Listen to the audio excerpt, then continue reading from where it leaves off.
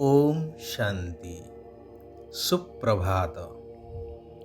सर्वशक्तिमान शिव पितांकर शिवशक्ति सेना सच्चा सच्चा ब्रह्मावश्च ब्राह्मण मानंकु हृदयर सहित शुभ अभिनंदन सुस्वागतम। शिव बाबा कहउछंती मिठा संतानगण वर्तमान सारा दुनिया अज्ञान अंधकार रूपक रात्रि द्वारा आच्छादित हो रही। एबे समाप्त हेबाकु जाउछि। ज्ञानालोक द्वारा पवित्र सतो प्रधान सुख शांति संपन्न सत्ययुगी दिन मु तुम पाई नहीं आसुछि। एबे सीधा सड़क मो ठारू यह प्राप्त कर। अंधकार भितरे एणे तेणे घूरी बुली धक्का खाइबार आवश्यकता नहीं, जेहेतु सत्य पितांकर परिचय तुमको एबे मिली जाइछि। मो सहित समस्तंकु एबे शांति धाम घर को फेरिबा को हेबो। तेबे एही स्थिति केवल प्राप्त होई पारिबो जोग शक्ति द्वारा।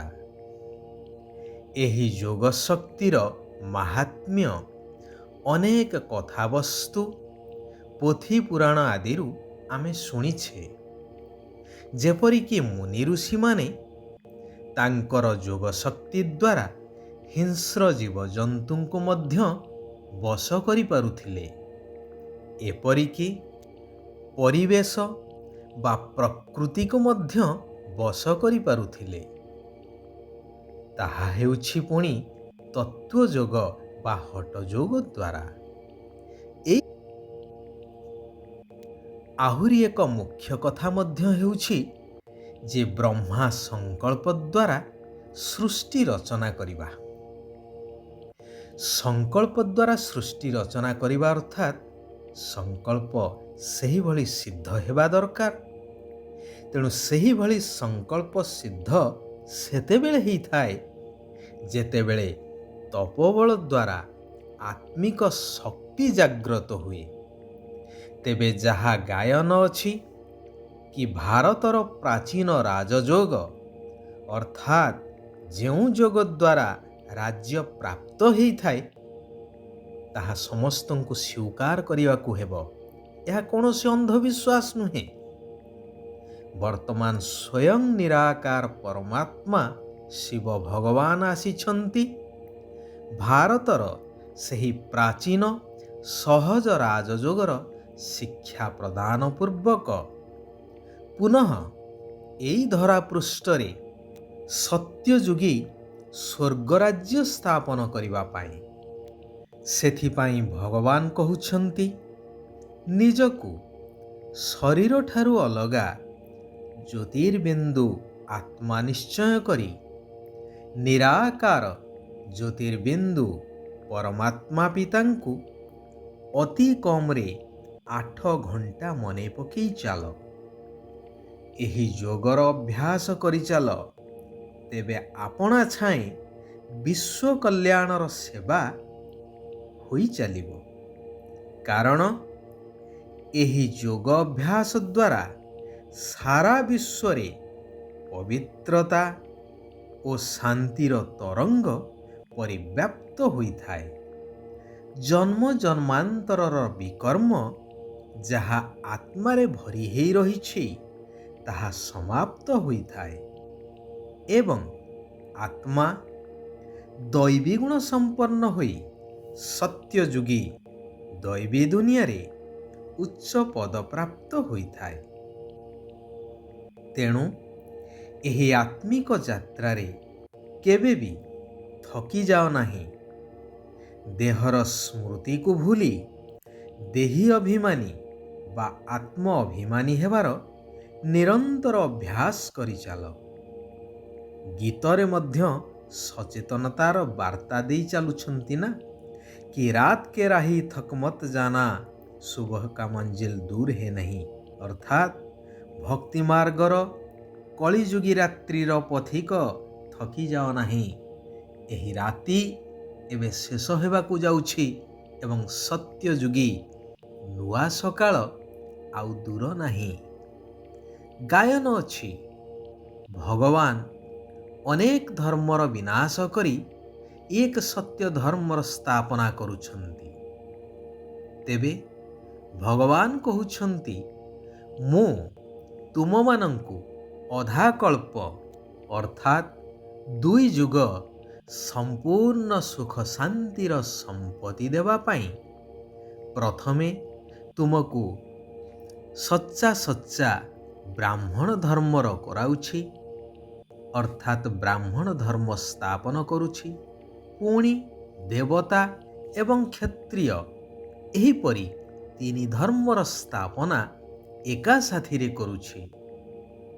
ଏହା ବହୁତ ଗୁହ୍ୟ ଏବଂ ବୁଝିବାର କଥା।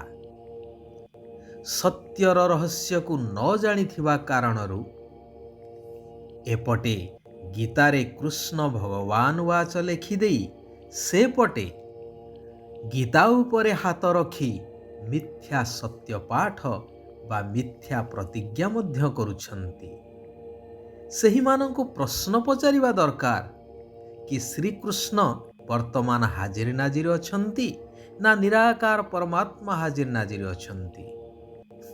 ସମସ୍ତେ କେବଳ ଦ୍ୱନ୍ଦ୍ୱରେ ପଡ଼ୁଛନ୍ତି। ଯାହା ଏପଟେ ଶିବଙ୍କୁ କହୁଛନ୍ତି ବ୍ରହ୍ମେଶ୍ୱର ଅର୍ଥାତ୍ ବ୍ରହ୍ମର ଈଶ୍ୱର, ସେପଟେ କହୁଛନ୍ତି ବ୍ରହ୍ମ ହିଁ ଭଗବାନ। ବ୍ରହ୍ମ କହିଲେ ତତ୍ତ୍ୱ, ଯାହାର ଈଶ୍ୱର ବା ମାଲିକ ହେଉଛନ୍ତି ନିରାକାର ପରମାତ୍ମା। ସେଥିପାଇଁ ତାଙ୍କୁ ବ୍ରହ୍ମେଶ୍ୱର ବୋଲି କୁହାଯାଉଛି।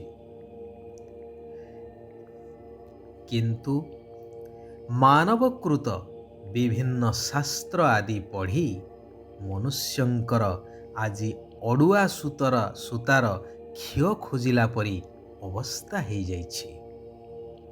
ସେଥିପାଇଁ ଗୀତାର ମହାବାକ୍ୟ ଅନୁସାରେ ବର୍ତ୍ତମାନ ଭଗବାନ ଆସିଛନ୍ତି ସମସ୍ତଙ୍କୁ ଠିକଣା ବାଟ ଦେଇ ମୁକ୍ତି ଆଉ ଜୀବନ ମୁକ୍ତି ପ୍ରଦାନ କରିବା ପାଇଁ।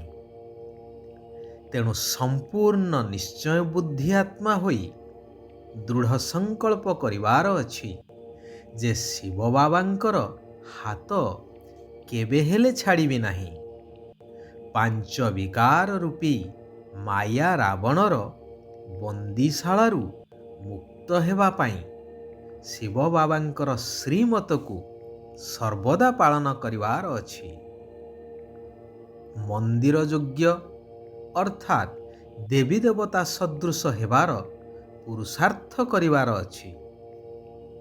ଭଗବାନ କହୁଛନ୍ତି, ଜ୍ଞାନଯୁକ୍ତ ଭାବନା ଏବଂ ସ୍ନେହ ସମ୍ପନ୍ନ ଯୋଗ ଦ୍ୱାରା ଉଡ଼ିବା କଳାର ଅନୁଭବ କରି ବ୍ରହ୍ମା ବାବାଙ୍କ ସମାନ ହେବା ଦରକାର। ତେବେ ସର୍ବଦା ସର୍ବଶକ୍ତିର ଅନୁଭୂତି କରିବା ସହିତ ବିଜୟୀ ମଧ୍ୟ ହୋଇପାରିବ। କେବଳ ମୁଖ ଦ୍ୱାରା ନୁହେଁ, ମୁଖ ଦ୍ୱାରା ଏବଂ ମନ ଦ୍ୱାରା ସର୍ବଦା ବାବା ବାବା ଶବ୍ଦ ରହୁ। ତେବେ ସମୟ ଅନୁସାରେ ଶିବ ବାବାଙ୍କ ଠାରୁ ସହଯୋଗ ମଧ୍ୟ ପ୍ରାପ୍ତ ହୋଇପାରିବ। ଯଦି ସଦାକାଳର ସ୍ନେହୀ ବା ସହଯୋଗୀ ହେବାକୁ ଚାହୁଁଛ, ତେବେ ସରଳତା ଏବଂ ସହନଶୀଳତାର ଗୁଣକୁ ଧାରଣ କରିବା ଆବଶ୍ୟକ। ଆଚ୍ଛା, ଆଜି ପାଇଁ ଏଇଠାରେ ଆମେ ବିରାମ ନେବା।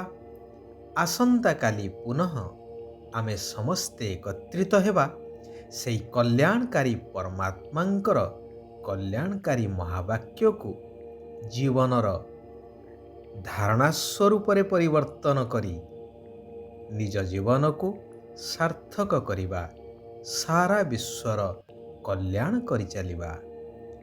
ଓମ୍ ଶାନ୍ତି, ଓମ୍ ଶାନ୍ତି, ଓମ୍ ଶାନ୍ତି।